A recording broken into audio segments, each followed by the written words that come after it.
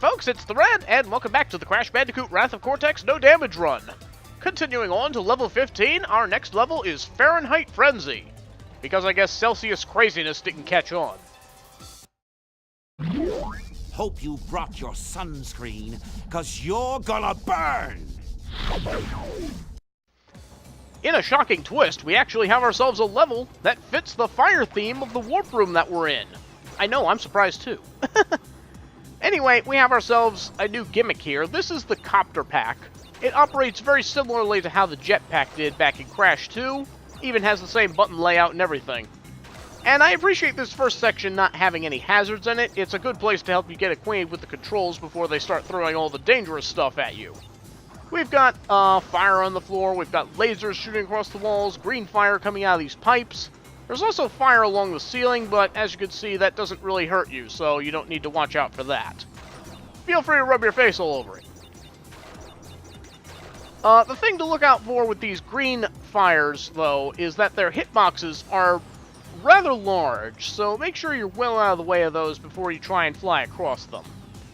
And then just sort of wait until the lasers already shoot before you try and fly across. No need to rush that unless you're doing a time trial. But other than that, not really too much else that we need to watch out for during this section. It's fairly tame, fairly short. We're going to be seeing the copter pack one more time in this game, so there will be that. But other than that, not really too much to say about it. But that's the end of that section, and we find ourselves into the fire factory. We'll be taking the rest of this level on foot.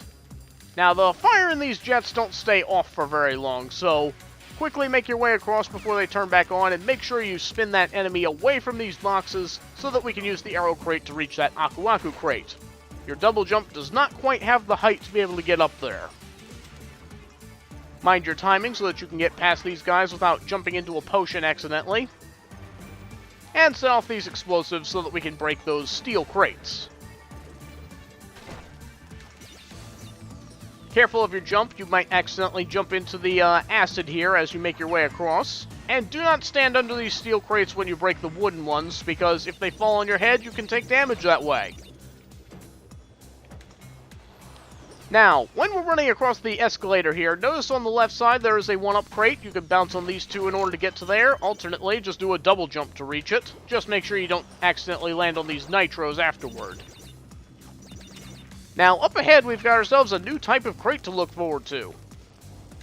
This is an invisibility crate. Invisibility was first introduced in CTR. It makes you invisible. And while invisible, you can run past these lasers without getting damaged.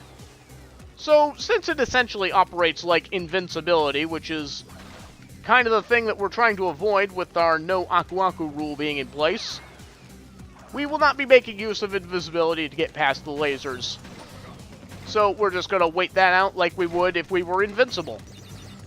Not that it's going to hurt us too much, because there's not too many sections in this game that actually makes use of it. Alright, now we've got ourselves a bit of a tough bonus room coming up. There's going to be a lot of tricky moments to try and get past. First, we need to time our jump so that we hit this slot crate while the TNT is active. That was a very close bounce. But I do like the use of the slot crate in order to set off chain reactions like that. I kind of wish the slot crate was used more for things like that. A lot of nitro around here, so we need to be careful with our movements, especially up ahead. This jump makes me uncomfortable. Okay. You have to try and land on this platform while coming down, and there's a very small window for you to be able to do that. And I'm just going to run out of the way of that so that I don't accidentally get blown up by the nitros. There's a lot of dangerous moments here. This one-up is rather risky to go for, but you don't have to go for it if you don't feel comfortable with that, because, well, that one-up can be taken out with the nitro detonator at the end. Also, a bit of silliness with this slope here. Try using the sneak shoes while going up this slope. And then this happens. This happens when you go downhill, but yeah. This is just silly. Yeah, it's kind of funny to look at.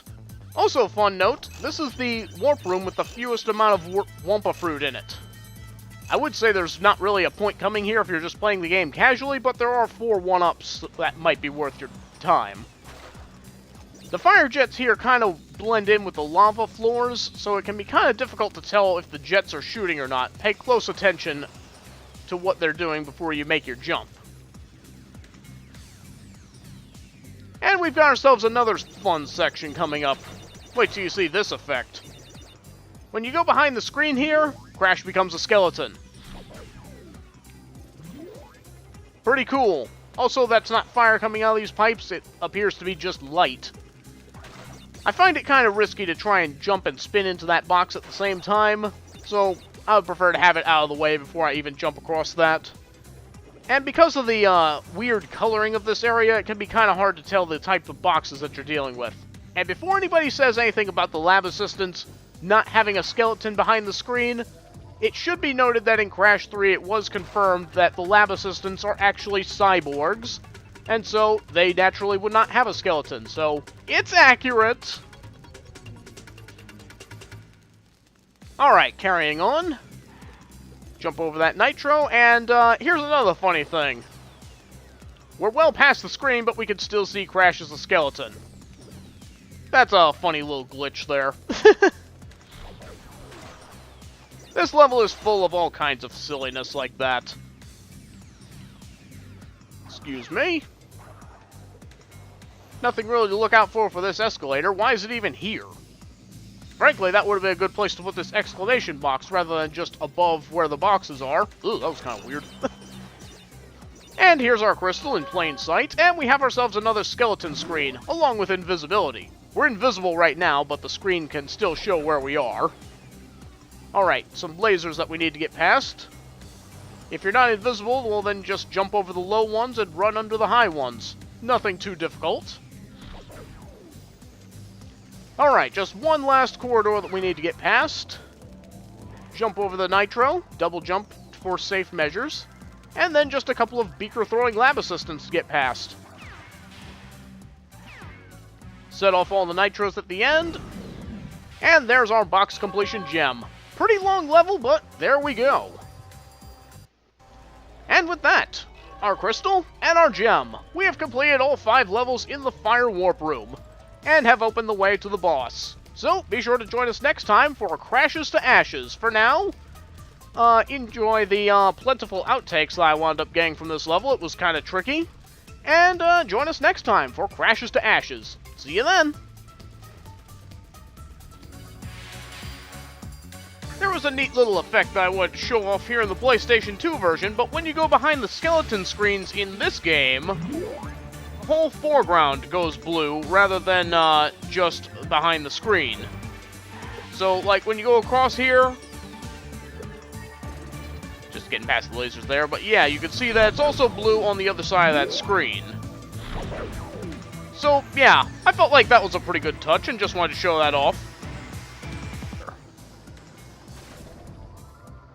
Okay, I thought I was well out of the range of those, but I guess not. Oh, nuts, I just timed that badly. Oi! It doesn't really throw anything really... well. Fire for very long, so make sure you run through there good and quick, and I just took out those boxes. Can I get to this Aku Aku? Nope. I'm gonna have to restart. Darn it. This section is kind of short. Not that... Oh! Yep, lasered. But other than that, not really... Excuse me? I protest! We've got the green fire shooting out of those jets there. We've got lasers shooting across the... Okay, I was sure I was out of the way there. Those are some massive hitboxes. So quickly get out of the way there, and also be mindful of, well, that guy. All sorts of stuff you're going to need to watch out for. Kind of take it slowly. If you... Well, never mind. So run across very quickly, and be mindful of how you take the... Oh, well, sure, just walk right into him, why not? Time your jump better than I did. The fire in these pipes don't stay in for very long, so when they stop, quickly get across and run right into the acid. Take a shower in it, why not? It's kind of tough. Wait till 1 second, then jump across to get this 1-up crate, and fall right into the pit. Lovely. Here. Bounce, bounce, and then wait until you're fought. Well, that was a little late. Okay, let's get that. Again! How is that happening? Did I touch it with my toe or something? Make sure you're well out of the way of those, and then make sure you're not doing that. Let's go ahead and... Okay, how was that a hit?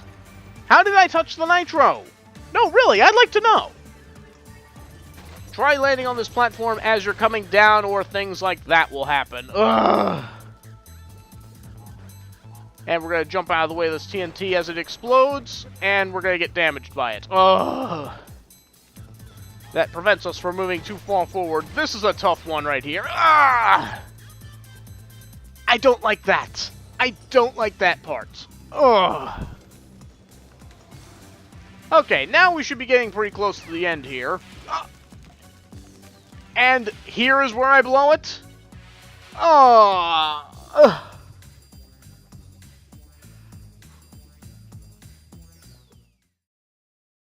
Spooky, scary skeletons and shivers down your spine. Shrieking skulls will shock your soul, seal your doom tonight.